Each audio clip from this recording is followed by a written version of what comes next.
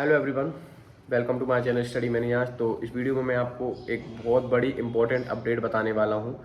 जैसे कि बहुत से नीट एस्पिरेंट्स ऐसे हैं जो ये चीज़ चाहते थे कि ऐसा डिसीजन लिया जाए जिस पे 2-3 साल से केस भी चल रहा था नीट को लेके, और बहुत से ऐसे स्टूडेंट्स हैं इस अपडेट को लेके बहुत ज़्यादा दुखी होंगे क्योंकि उनके हित में ये काम नहीं हुआ है। अपडेट क्या है वो मैं आपको बता देता हूँ क्लियर।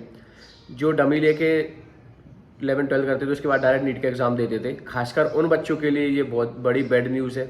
और ये क्या डिसीजन लिया गया है, ये ऑफिशियल हो गया है और क्या केस चल रहा था इस पर, वो सारी चीज़ें मैं आपको इस वीडियो में क्लियर करने वाला हूँ। तो प्लीज़ वीडियो को लास्ट तक जरूर देखते रहें। और जो पहली बार चैनल पे आया है, जो नए नीट एस्पिरेंट्स हैं जो 2025 का एग्ज़ाम देना चाहते हैं, वो चैनल को सब्सक्राइब जरूर कर लें क्योंकि यहाँ पे हर एक छोटी से छोटी अपडेट जानकारी आपको रेगुलर दी जा रही है। तो जो मेन टॉपिक है वो यही है कि डमी अब बंद होने वाली है या जो भी होगा वो सारी चीज़ें इसी वीडियो में हम क्लियर करेंगे।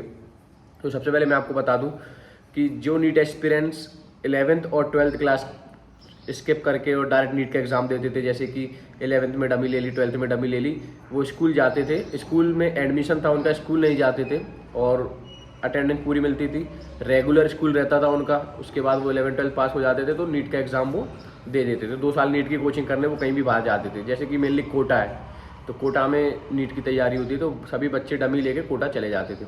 ये चीज़ अभी तक चल रही थी, लेकिन सीबीएसई ने इस पर एक ऑब्जेक्शन उठाया है। सीबीएसई पिछले 3-4 साल से सुप्रीम कोर्ट में और हर जगह कोर्ट्स में इस पर केस कर रहा था और इसका कोई अभी तक सुनवाई नहीं हुई थी, लेकिन इस बार इस चीज़ पे एक्शन लिया गया है और इसमें ये बता दिया गया है कि जो भी स्कूल्स डमी करवा रहा है 11-12 को, उनको हटा दिया जाए या उनको उनकी मान्यता रद्द कर दी जाए। तो मैं आपको एक चीज़ क्लियर कर देता हूँ यहाँ पे कि जो बच्चे अगर उन स्कूल से करेंगे, डमी स्कूल से, तो उनकी मान्यता रद्द हो जाएगी 11-12 की। वाले वो नीट में 650 स्कोर कर लें, नीट में 700 स्कोर कर लें, 550-600 कर लें, उसके बाद भी उन्हें MBBS सीट नहीं मिलेगी। ये चीज़ क्लियर है आपको।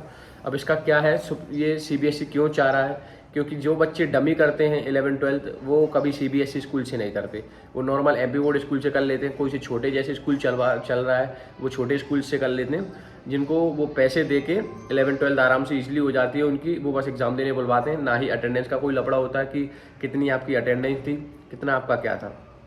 क्लियर है। तो अटेंडेंस का लफड़ा भी नहीं रहता है, वहाँ डायरेक्ट एग्जाम देने जाते हैं। फाइनल एग्जाम वो भी जो 6 मंथ एग्जाम होते हैं, 3 मंथ एग्जाम होते हैं, वो भी स्किप करवा देते हैं, वो भी नहीं देते। वो फाइनल एग्जाम देने जाते हैं जिससे डायरेक्ट फिर वो 2 साल नीट की तैयारी करके डायरेक्ट सिलेक्शन हो जाता है। बट ये मेरे हिसाब से गलत चीज़ है। आप बोलें कि डमी करना चाहिए, बिल्कुल डमी करना चाहिए, क्योंकि 11-12 में आप जो चीज़ें पढ़ोगे वो आप ऑलरेडी नीट में पढ़ चुके हो या फिर नीट में आप पढ़ रहे हो 2 साल। अब जैसे बहुत से यूट्यूबर्स ऐसे हैं जो इस चीज़ को ये बता रहे हैं कि 11-12 आपको रेगुलर पढ़ना चाहिए, उसके बाद आपको तैयारी करना चाहिए। अब अगर 11-12 बच्चा अगर रेगुलर करेगा, उसके बाद फिर तैयारी करने 2 साल कोटा जाएगा, 2 साल बाद एग्जाम जाएगा, तो उसके 2 साल फालतू के वेस्ट हुए ना। फिर उनका कहना ये भी है कि 11-12 अच्छे से पढ़ने तो डायरेक्ट एग्जाम निकल जाए, ऐसा नहीं होता। बहुत ज़मीन आसमान का फ़र्क है 11-12 में और नीट के एग्ज़ाम में, क्योंकि 11-12 में हमें क्वेश्चन आंसर्स पढ़ाए जाते हैं, चैप्टर्स हम अगर पूरे रीड करेंगे तो ही हम एग्ज़ाम में थोड़ा अच्छा स्कोर कर पाएंगे, और वहाँ एग्ज़ाम में सारे क्वेश्चन बहुत अलग आते हैं तो पूरा सेम नहीं रहता।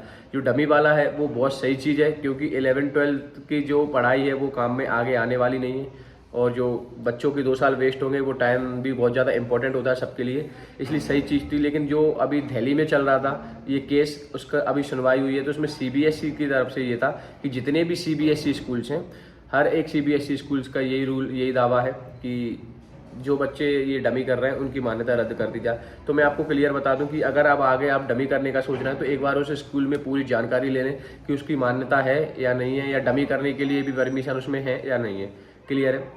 और अभी आगे देखते हैं कि इस पर ऑफिशियल क्या निकलता है। जैसे कि मान लो बहुत से बच्चों ने इस बार किया है, तो इस बार भी इस पर लागू होगा या आगे से लागू होने वाला है, ये अभी तक ऑफिशियल नहीं हुआ है। तो मैं आपको एक चीज़ बता दूं इंपॉर्टेंट, कि आगे अगर आप कोई स्कूल से डमी करना चाह रहे हो तो उस स्कूल से पहले ही क्लियर कर लें कि उसकी मान्यता है डमी करवाने की या नहीं है। क्लियर है।